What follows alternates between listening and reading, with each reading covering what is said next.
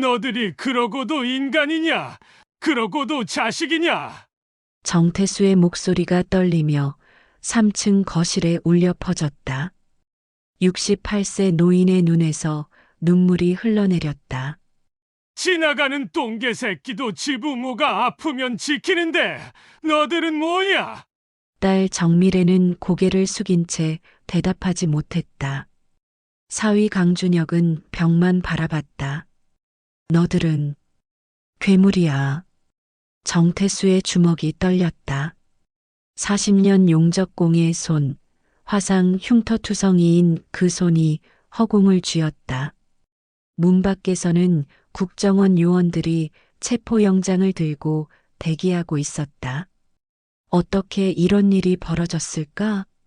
3개월 전 2024년 5월 부산 영도구 복내동 조선소가 즐비한 언덕 위에 낡은 3층 다세대 주택이 있었다. 1층에는 태수철물이라는 손글씨 간판이 걸려 있었고 68세의 정태수는 새벽 6시면 어김없이 셔터를 올렸다. 바다 냄새가 코끝을 스쳤다. 40년간 대한조선에서 용접공으로 일한 그의 손에는 수십 개의 화상 흉터가 남아 있었다. 그것은 부끄러움이 아니라 영광의 훈장이었다. 할아버지, 아침 먹어요. 3층에서 손녀 정서연 12세의 목소리가 들렸다. 정태수의 얼굴에 화사한 미소가 번졌다.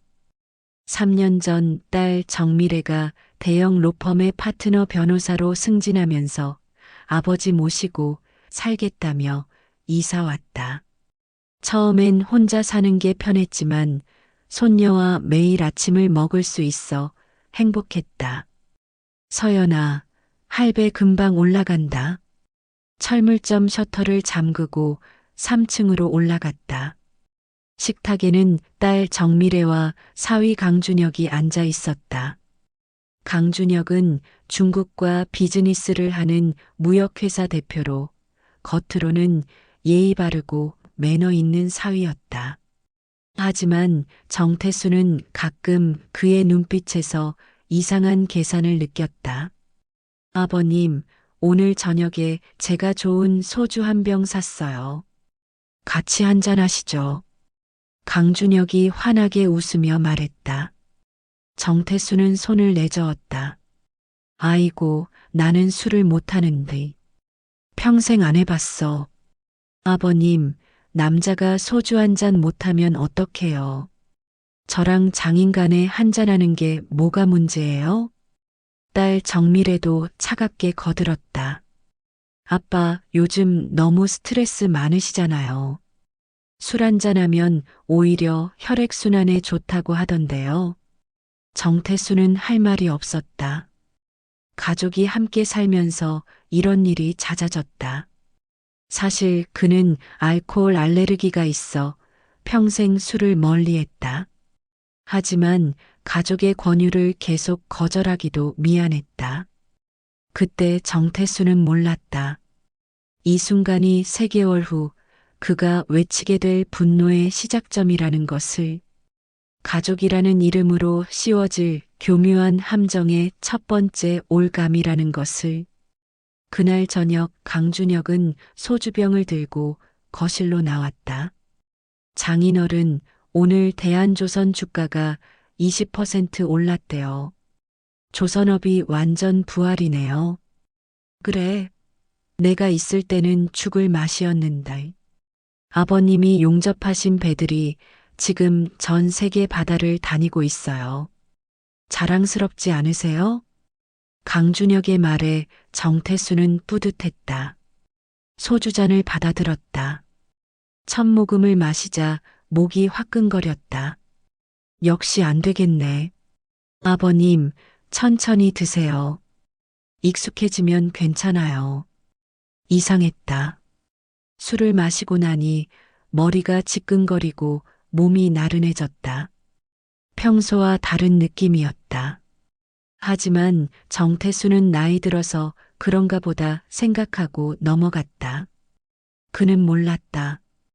그 술잔 속에 무엇이 들어있는지, 그리고 3개월 후 자신이 너들은 괴물이야라고 외치게 될 진실이 이미 시작되고 있다는 것을. 다음 날 오후 철물점에 20년 단골 김혜숙 65세이 찾아왔다. 재래시장에서 반찬 가게를 운영하는 그녀는 정태수의 오랜 친구였다. 태수 씨, 얼굴이 왜 그래요? 어디 아파요? 아이고, 어제 술을 좀 마셔서. 술? 태수 씨가 평생 술 안 하던 사람이.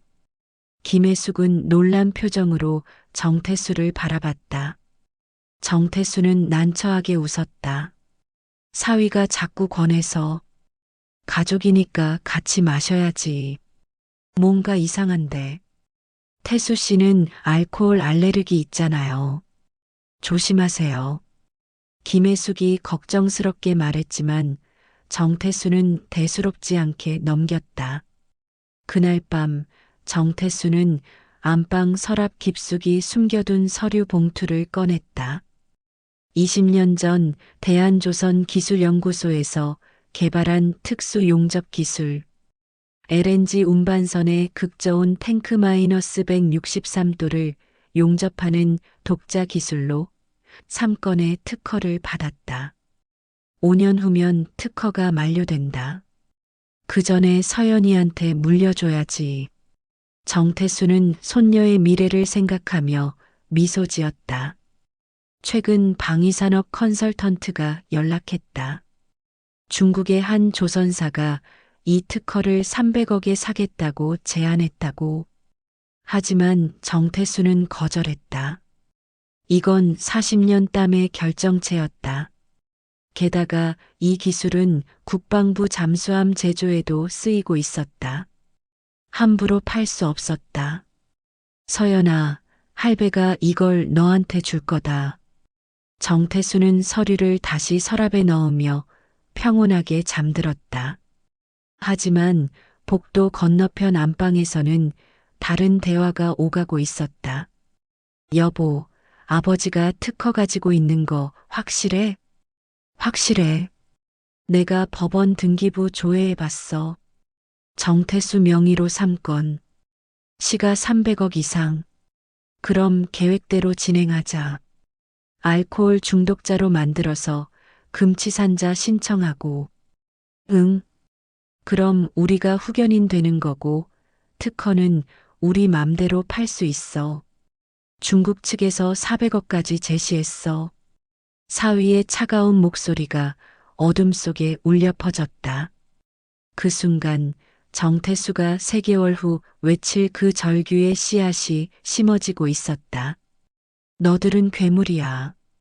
2개월이 흐르자 정태수의 상태는 눈에 띄게 악화됐다. 매일 저녁 사위가 권하는 소주를 마시고 나면 머리가 지끈거리고 손발이 떨렸다. 아침이 되면 전날 저녁 일이 가물가물했다. 아버님, 어제 제가 특허 관련 서류 보여드렸잖아요. 무슨 서류? 나는 그런 거 본 적 없는데. 어머, 아버님. 분명히 보여드렸는데요. 요즘 자꾸 깜빡하시네. 딸 정미래의 차가운 목소리에 정태수는 불안해졌다. 정말로 기억이 나지 않았다. 혹시 내가 치매에 걸린 건가? 사실 강준혁은 매일 저녁 소주에 항우울제를 몰래 섞고 있었다. 벤조디아제핀 계열 약물로 알코올과 혼합하면 기억력 장애와 판단력 저하를 유발한다. 의학적 지식이 있는 정미래가 처방받아 남편에게 건넸다. 이거 조금씩만 타. 너무 많이 타면 들킬 수 있어. 알았어. 하루 한 알씩만. 5월 말 이상한 일이 벌어졌다. 저녁 9시 술에 취한 정태수가 철물점 창고에서 용접 작업을 하다가 화재가 발생한 것이다. 불이야, 불이야. 동네 사람들이 달려와 불을 껐지만 창고 일부와 철물 재고가 타버렸다. 경찰이 출동했고 호흡 측정기에서 혈중 알코올 농도 0.15%가 검출됐다. 정태수 씨, 음주 상태에서 위험한 용접 작업을 하셨습니까? 나는 기억이 안 납니다. 술 마시고 창고에 간 것 같은데 용접을 했다는 기억은 없어요. 경찰은 음주 상태 안전사고로 결론 내렸다.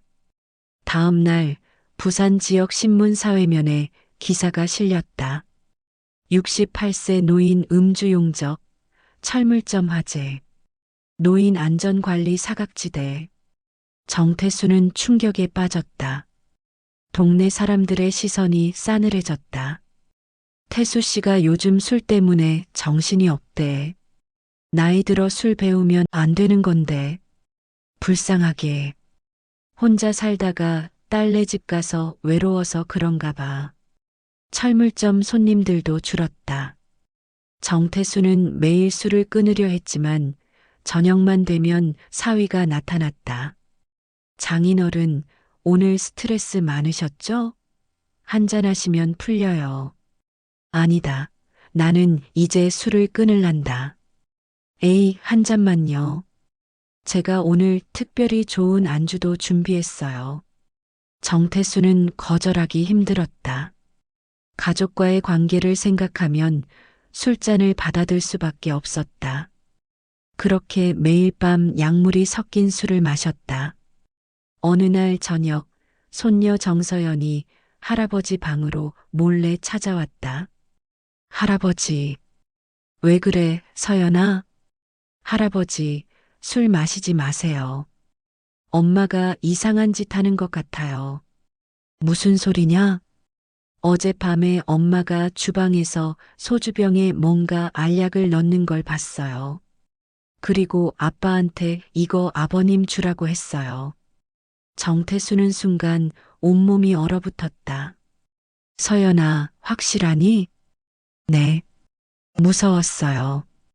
그날 밤 정태수는 거실에 숨어 딸과 사위의 대화를 엿들었다. 여보, 계획대로 되고 있어. 아버지 완전히 알코올 중독자처럼 보이더라. 금치산자 신청 서류는 다 준비했어. 화재 사고 경찰 조사서, 의료 기록, 이웃 증언까지 다음 주 법원에 제출할 거야. 그럼 특허는? 금치산자 선고되면 보호자인 내가 재산관리 권한 받아. 그 즉시 중국 조선사에 팔면 400억이야. 정태수는 가슴이 무너져 내렸다. 내 딸이 날. 7월 5일 부산지방법원 가정법원. 정태수는 피후견인 신문을 위해 법정에 섰다. 딸 정미래는 검은 정장을 입고 변호사석에 앉아 있었다. 차가운 표정이었다. 재판장님, 피청구인 정태수는 최근 2개월간 알코올 의존 증세를 보이고 있습니다. 증거 제1호 경찰 조사 기록입니다. 음주 상태에서 위험한 용접 작업을 하여 화재를 발생시켰습니다. 정미래는 서류를 제출하며 또박또박 말했다. 증거 제2호 정신건강의학과 진단서입니다. 알코올 의존 증후군, 중등도 판정을 받았습니다. 증거 제3호 이웃 주민들의 진술서입니다. 최근 2개월간 피청구인이 매일 음주하고 이상 행동을 보였다는 증언입니다. 판사는 서류를 검토하며 물었다. 정태수 씨, 본인은 이에 대해 어떻게 생각하십니까? 재판장님, 저는 평생 술을 안 했습니다. 사위가 자꾸 권해서. 그렇다면 왜 마셨습니까? 가족이니까. 거절하기가. 정태수의 대답은 힘이 없었다. 판사는 고개를 끄덕이며 판결문을 읽기 시작했다. 청구인 정미래의 청구를 인용한다. 피청구인 정태수는 일시적 금치산자로 선고하며 청구인을 후견인으로 지정한다. 피청구인은 정신건강의학과 전문 치료를 위해 요양병원에 입원할 것을 명한다. 망치 소리가 울렸다. 정태수는 그 자리에 주저앉았다. 재판장님, 저는 판결에 불복하시면 항소하십시오. 다음 사건. 일주일 후 정태수는 부산 외곽 기장군에 있는 실버케어 병원에 강제 입원됐다. 3층 건물의 낡은 요양병원.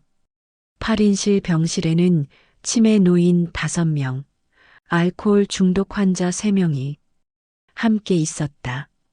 새로운 환자분, 여기 침대 쓰세요. 간호사가 무뚝뚝하게 말했다. 침대 시트는 누렇게 변색되어 있었고 소독약 냄새가 코를 찔렀다. 창밖으로는 철창이 보였다.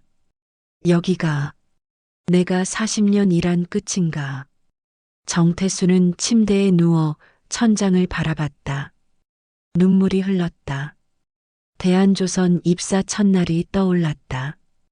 28세, 패기만만하던 청년. 용접 토치를 처음 잡던 날. 선배가 말했다. 용접은 예술이야. 쇠와 쇠를 하나로 만드는 거지. 그렇게 40년을 일했다. 손에 화상을 입고 눈이 부시고 여름엔 40도 선체 위에서 땀을 흘리고 겨울엔 영하 10도 야외에서 떨면서도 일했다. 딸 대학 보내려고 결혼시켜주려고.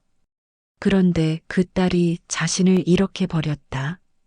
사흘 후 면회실로 호출이 왔다. 정태수 환자분 면회 오셨습니다. 정태수는 비틀거리며 면회실로 갔다. 문이 열리고 낯익은 얼굴이 나타났다. 태수야. 박철민 63세이었다. 대한조선에서 40년을 함께 일한 동료. 은퇴 후 방위산업기술 컨설턴트로 일하고 있었다. 철민아, 어떻게? 해숙 씨가 연락했어. 내 상황 다 들었어. 박철민은 의자를 당겨 앉으며 정태수의 손을 꼭 잡았다. 태수야, 내가 왜 여기 있어야 하는데? 넌 알코올 중독이 아니잖아. 나도 모르겠어. 요즘 기억이 가물가물하고. 그게 약물 때문이야. 내 손녀 서연이가 날 찾아왔어. 내 사위가 술에 약을 탔대. 정태수의 눈이 커졌다. 서연이가? 응. 그 애가 무서워서 학교 끝나고 김혜숙 아주머니 가게로 도망쳤어. 그래서 혜숙 씨가 날 부른 거야. 박철민은 가방에서 서류를 꺼냈다. 태수야, 내가 내 특허 조사해봤어. 심각한 문제가 있어. 무슨 문제? 내 특허가 국방부 잠수함 제조에 쓰이고 있어. 군사 기밀 등급 비밀이야. 이걸 해외에 팔면 국가보안법 위반이야. 정태수는 숨이 막혔다. 그럼 미래랑 준혁이가? 응. 국가 기밀을 중국에 팔려고 하는 거야. 이건 단순 재산 다툼이 아니라 안보 사건이야. 최소 징역 10년이야. 박철민은 작은 장치를 꺼냈다. 이거 스마트워치야. 녹음 기능이 있어. 내가 여기서 나가면 이걸 차고 다니면서 사위 대화 녹음해. 그리고 철물점 CCTV 원본을 확보해야 해. 하지만 나는 금치산자로. 내가 변호사 선임했어. 곽진수 변호사. 재산법 전문이야. 강제 입원 부당성으로 이해 신청할 거야. 박철민이 목소리를 낮췄다. 그리고 태수야, 내가 국정원에 연락했어. 내 특허 조회 요청했더니 국가 핵심 기술로 분류돼 있대. 국정원이 이미 조사 시작했어. 정태수의 눈에 희망이 비쳤다. 철민아, 고맙다. 뭘? 내가 20년 전 우리 아들 대학 장학금 대줬잖아. 나는 그거 평생 못 잊어. 두 사람은 서로의 손을 꼭 잡았다. 40년 우정이 빛을 발하는 순간이었다. 8월 10일 곽진수 변호사의 노력으로 정태수는 요양병원에서 일시 퇴원했다. 강제 입원 절차상 하자와 금치산자 선고의 부당성을 근거로 법원이 재심사를 명령한 것이다. 정태수 씨 3주 동안 집에서 지내시면서 정상 생활이 가능한지 관찰 기간을 갖습니다. 그동안 증거를 모으세요. 곽 변호사가 단호하게 말했다. 정태수는 영도 집으로 돌아왔다. 딸과 사위는 깜짝 놀란 표정이었다. 아버님, 어떻게? 법원 명령이다. 3주간 집에서 지낸다. 정태수는 손목에 박철민이 준 스마트워치를 차고 있었다. 겉으로는 평범한 시계지만 음성 활성화 녹음 기능이 탑재되어 있었다. 그날 저녁 예상대로 강준혁이 소주병을 들고 나타났다. 장인어른, 퇴원 축하드립니다. 오늘은 제가 특별히 좋은 술 준비했어요. 고맙다. 정태수는 술잔을 받아들며 시계의 녹음 버튼을 슬쩍 눌렀다. 빨간 불이 깜빡이다 꺼졌다. 작동 중이라는 신호였다. 장인어른, 저번에 말씀드린 특허 양도권 기억하시죠? 무슨 특허? LNG 용접 특허요. 중국 측에서 400억 제시했다고요. 이번 주 안에 계약서 사인하셔야 해요. 400억이면 너무 비싼 거 아닌가. 아버님은 모르시겠지만 그 기술이 지금 대박이에요. 어차피 5년 후면 특허 만료되니까 지금 파는 게 이득이에요. 저희가 알아서 할 테니까 사인만 하세요. 중국에 판다고? 네. 이미 계약서도 다 준비됐어요. 내일 공증 받으러 가시면 돼요. 대화가 모두 녹음됐다. 정태수는 속으로 분노했지만 겉으로는 담담하게 연기했다. 그래. 생각해보마. 다음 날 새벽 정태수는 철물점으로 내려갔다. CCTV 저장 장치는 카운터 아래 숨겨져 있었다. 하드디스크를 꺼내 컴퓨터에 연결했다. 화재 당일 5월 28일 밤 9시 영상을 재생했다. 화면에는 정태수가 술에 취해 비틀거리며 창고로 들어가는 모습이 보였다. 그리고 10분 후 강준혁이 몰래 뒤따라 들어갔다. 창고 안에서 무언가를 하는 듯한 움직임. 15분 후 강준혁이 급히 나왔다. 그로부터 5분 후 창고에서 불이 났다. 이 새끼가 일부러 불을 낸 거야. 정태수는 USB에 영상을 복사하고 박철민에게 전달했다. 박철민은 사이버 보안 전문가를 통해 강준혁 무역회사의 이메일 서버를 해킹했다. 법적으로는 불법이지만 국정원의 암묵적 승인하에 이메일 속에는 충격적인 내용이 있었다. 발신 강준혁, 수신 왕리 중국 둥팡 조선 구매팀장, 제목 레이 특수 용접 기술 매입건, 왕 팀장님 계약 진행 중입니다. 이번 주 안에 특허권 양도 서류 확보 가능합니다. 대금 400억 원달러 300M 송금 준비 부탁드립니다. 참고로 이 기술은 한국 군사용으로도 사용되고 있으니 비밀 유지 철저히 해주십시오. 결정적 증거였다. 박철민은 즉시 국정원에 보고했다.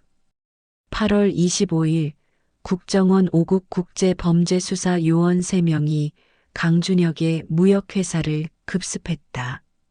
압수수색 영장을 들이밀며 서버를 압수했다. 같은 시각 정태수의 집에도 국정원 요원 2명이 찾아왔다. 정태수 씨, 귀하의 특허 기술의 렌지 극저온 용접법이 국방부 지정 국가 핵심 기술로 분류되어 있습니다. 산업기술보호법 제9조에 의거 해외 수출은 국방부 승인이 필요합니다. 요원이 공문을 보여줬다. 현재 귀하의 사위 강준혁 씨가 중국 조선사에 무단 매각을 시도한 정황이 포착되었습니다. 이는 산업기술보호법 위반이자 국가보안법 제4조 군사기밀 누설 미수에 해당합니다. 정태수는 2주먹을 불끈 쥐었다. 제 딸 정미래도 알고 있었습니다. 변호사로서 법적 검토까지 해줬어요. 알겠습니다.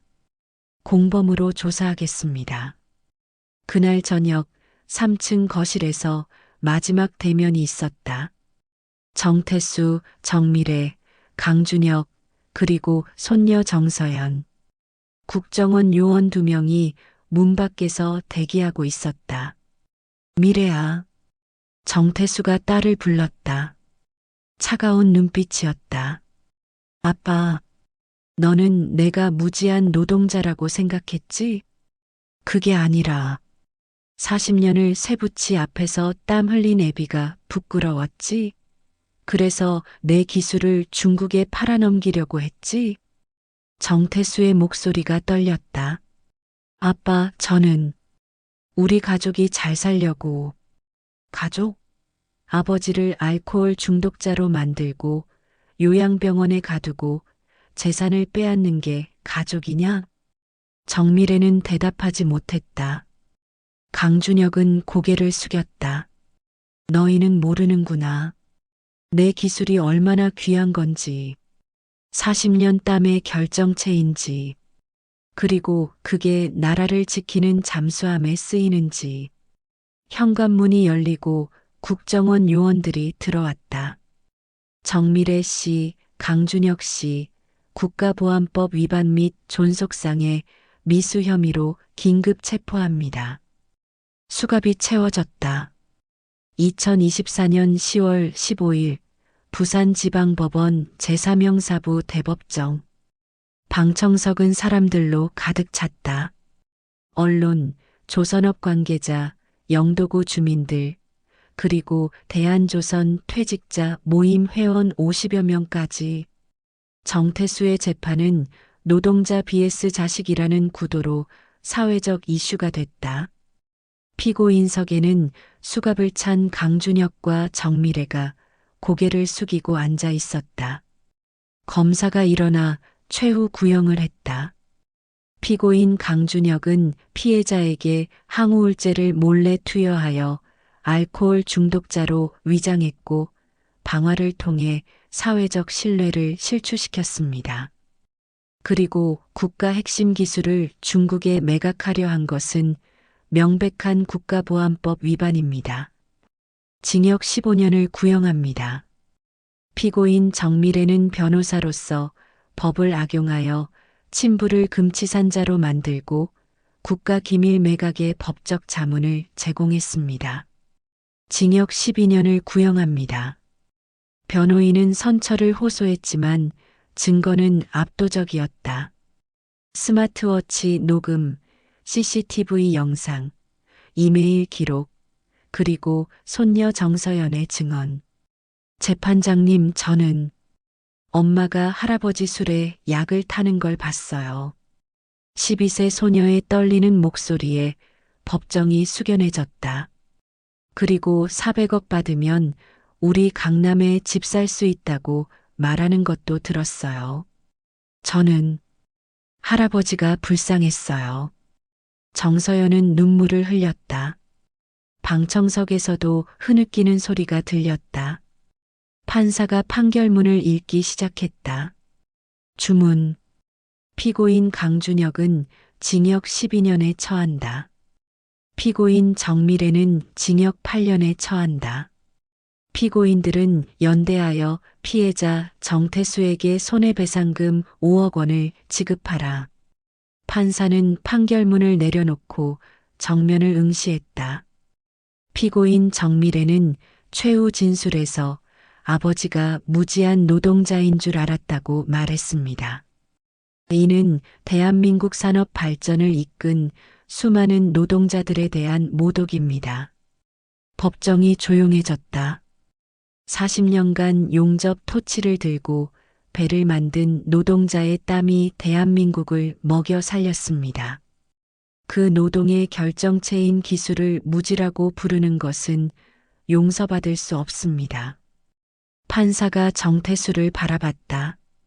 피해자 정태수 씨, 최후 진술하시겠습니까? 정태수는 천천히 증인석으로 걸어갔다.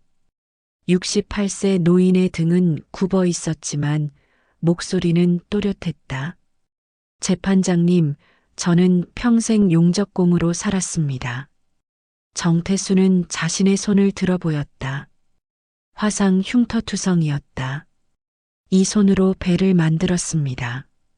여름엔 40도 선체 위에서, 겨울엔 영하 10도 야외에서, 눈이 부셔도 손에 화상을 입어도 일했습니다. 목소리가 떨렸다. 왜 이랬겠습니까? 내 딸이 좋은 대학 가고, 좋은 직업 갖고, 잘 살게 하려고.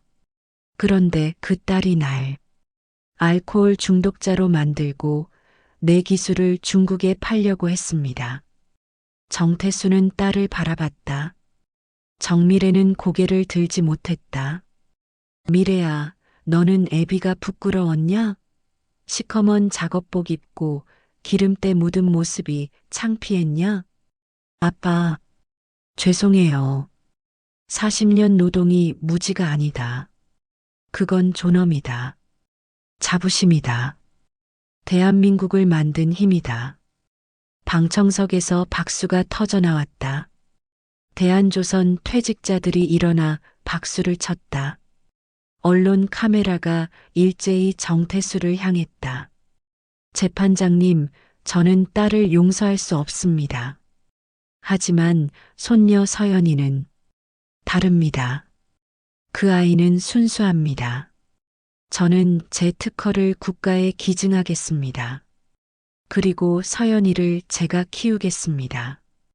판사는 고개를 끄덕였다. 판결이 확정됐다. 6개월 후 2025년 4월 청와대 영빈관.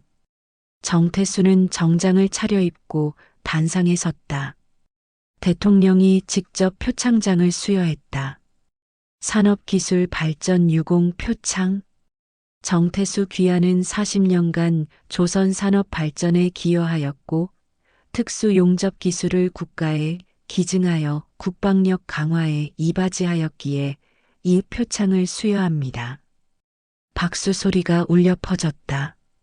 손녀 정서연이 일열에 앉아 눈물을 흘리며 박수쳤다. 옆에는 박철민과 김혜숙이 함께 있었다. 행사가 끝나고 정태수는 손녀의 손을 잡고 청와대를 나섰다. 할아버지, 자랑스러워요.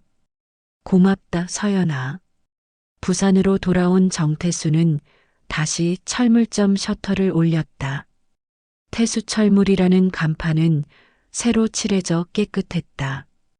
동네 사람들이 하나둘 찾아와 축하했다. 태수 씨, 신문에 났더라. 대통령 표창 받았다며? 아이고, 별거 아닙니다. 저녁 무렵 박철민과 김혜숙이 음식을 가지고 찾아왔다. 태수야, 오늘 우리 같이 밥 먹자. 내가 갈치조림 해왔어.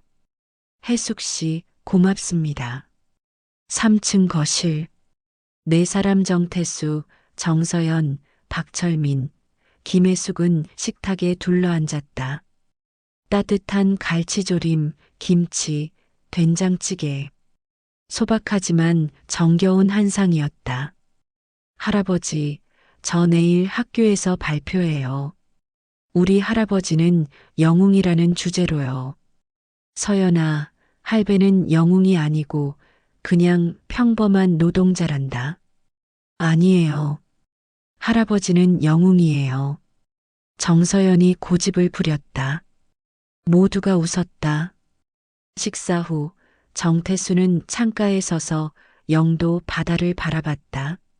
석양이 아름답게 물들어가고 있었다.